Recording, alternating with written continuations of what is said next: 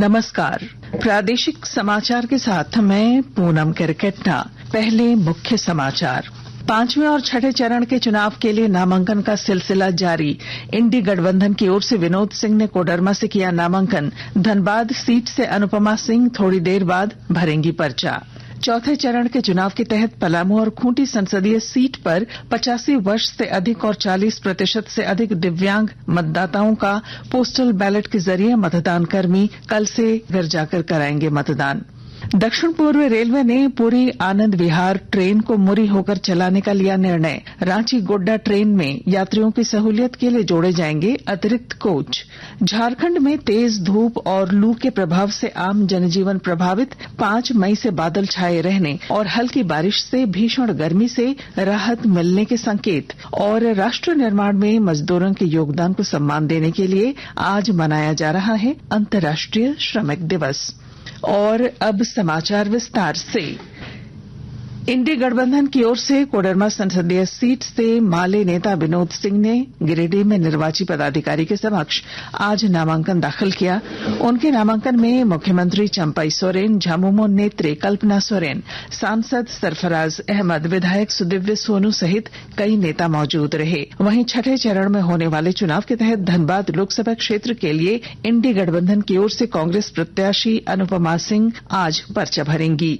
उनके साथ उनके पति सह बेरमो विधायक जय मंगल सिंह, ग्रामीण विकास मंत्री आलमगीर आलम, परिवहन मंत्री बसंत सोरेन और अन्य नेता कार्यकर्ता मौजूद रहेंगे। पलामू और खूंटी संसदीय क्षेत्र में चुनाव 13 मई को होना है। इसके लिए सारी तैयारियां हो चुकी हैं। कल से 85 वर्ष से अधिक उम्र के बुजुर्ग और 40% से अधिक विकलांगता वाले मतदाताओं की वोटिंग शुरू हो जाएगी। मतदान कर्मी उनके घर जाएंगे और बैलेट पेपर से मतदान कराएंगे। पलामू संसदीय सीट पर कुल 520 बुजुर्ग, वहीं 40% से अधिक दिव्यांगता घर बैठे मतदान करेंगे। पलामू के जिला उप निर्वाचन पदाधिकारी कानूराम नाग ने बताया कि उनकी वोटिंग की तैयारी हो चुकी है। वहीं लोहरदगा संसदीय सीट पर 7 मई से 9 मई तक पोस्टल बैलेट के जरिए बुजुर्गों और दिव्यांगों का मतदान कराया जाएगा। लोकसभा चुनाव के तीसरे चरण के मतदान की तारीख नजदीक आने के साथ ही विभिन्न राजनीतिक दल देश भर में रैलियां कर रहे हैं। प्रधानमंत्री और भाजपा के वरिष्ठ नेता नरेंद्र मोदी आज गुजरात में रैली करेंगे। गृह मंत्री और भाजपा के वरिष्ठ नेता अमित शाह छत्तीसगढ़ के कोरबा में जनसभा करेंगे। वहीं झारखंड में 5वें चरण में हजारीबाग संसदीय सीट पर होने वाले चुनाव के तहत राजस्थान के मुख्यमंत्री और भाजपा नेता भजन लाल हजारीबाग से उम्मीदवार मनीष जायसवाल के समर्थन में जनसभा करेंगे। झामुमो के बागी विधायक सह राजमहल संसदीय क्षेत्र के निर्दलीय प्रत्याशी लोबिन हेम्ब्रम कल पाकुड़ जिले के सदर प्रखंड के इशाकपुर गांव में कार्यकर्ता मिलन समारोह में शामिल हुए। लोबिन हेम्ब्रम ने अपने ही दल के सांसद विजय हांसदा के खिलाफ टिप्पणी की। विधायक हेम्ब्रम ने क्षेत्र की उपेक्षा के लिए सांसद को जिम्मेवार ठहराया।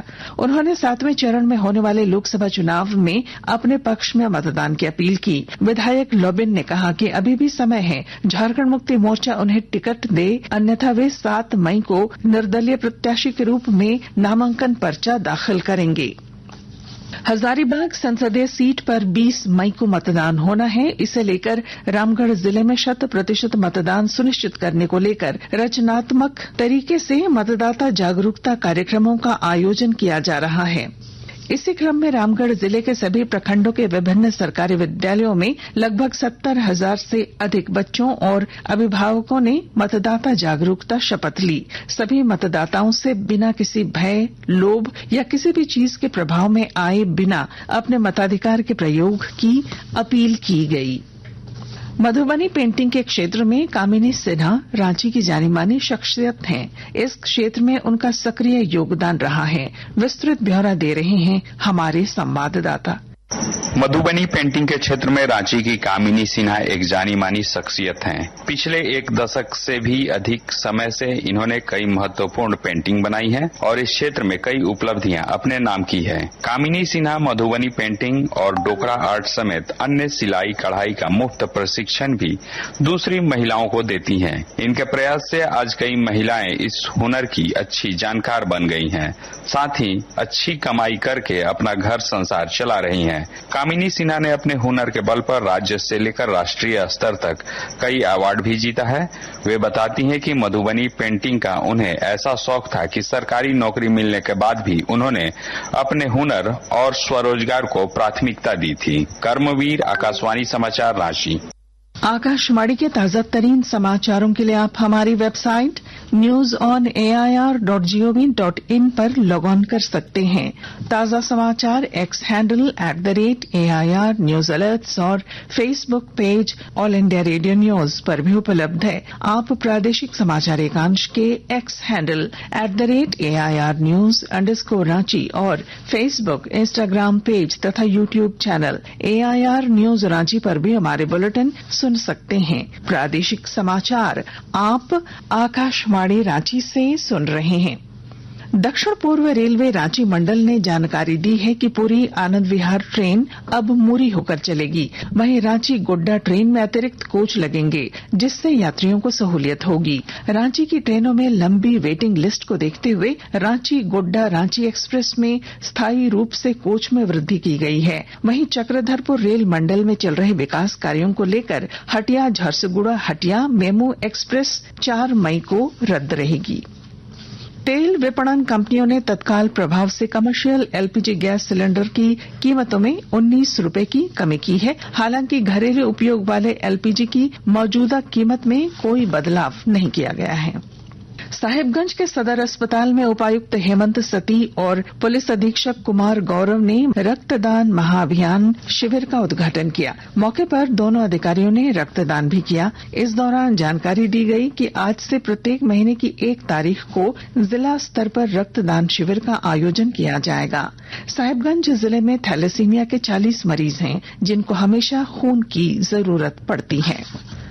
भीषण गर्मी और लू की चपेट में झारखंड में आम जनजीवन प्रभावित हो गया है। मौसम विभाग ने लोगों को तेज धूप में घर से बाहर नहीं निकलने की सलाह दी है। मौसम विभाग ने 11 जिलों पश्चिमी सिंहभूम, पूर्वी सिंहभूम, सरायकेला खरसावां, बोकारो, धनबाद, देवघर, दुमका, जामताड़ा, पाकुड़, साहिबगंज और गोड्डा में भीषण गर्मी पड़ने और लू की चेतावनी दी है। 5 और 6 मई के बीच बारिश की भी संभावना व्यक्त की गई है। कुछ संक्षिप्त खबरें। प्रधानमंत्री नरेंद्र मोदी की 4 मई को डाल्टनगंज में सभा होगी। उनके आगमन को लेकर चियांकी हवाई अड्डे और सभा स्थल पर सभी तैयारियां की जा चुकी हैं। हजारीबाग प्रक्षेत्र के डीआईजी आवास में तैनात 31 वर्षीय सुरक्षाकर्मी विकास कुमार की गोली लगने से मौत हो गई। गोली उन्हें कैसे लगी या उन्होंने खुद गोली मार ली, इसकी जांच की जा रही है। देवघर सारठ पालजोरी मुख्य मार्ग पर बसहा गांव के पास सड़क हादसे में एक युवक की मौत हो गई, वहीं 4 अन्य घायल हुए हैं।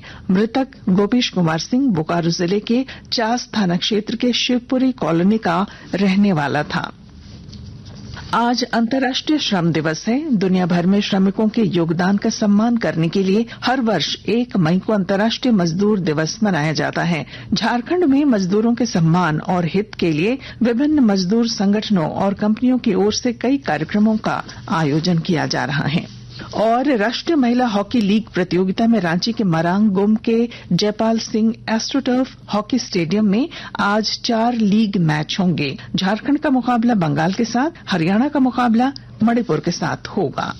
और अब अंत में मुख्य समाचार। 5वें और 6ठे चरण के चुनाव के लिए नामांकन का सिलसिला जारी। इंडी गठबंधन की ओर से विनोद सिंह ने कोडरमा से किया नामांकन। धनबाद सीट से अनुपमा सिंह थोड़ी देर में करेंगी नामांकन। चौथे चरण के चुनाव के तहत पलामू और खूंटी संसदीय सीट पर 85 वर्ष से अधिक और 40% से अधिक दिव्यांगता वाले मतदाताओं का पोस्टल बैलेट के जरिए मतदान कर्मी कल से घर जाकर कराएंगे मतदान।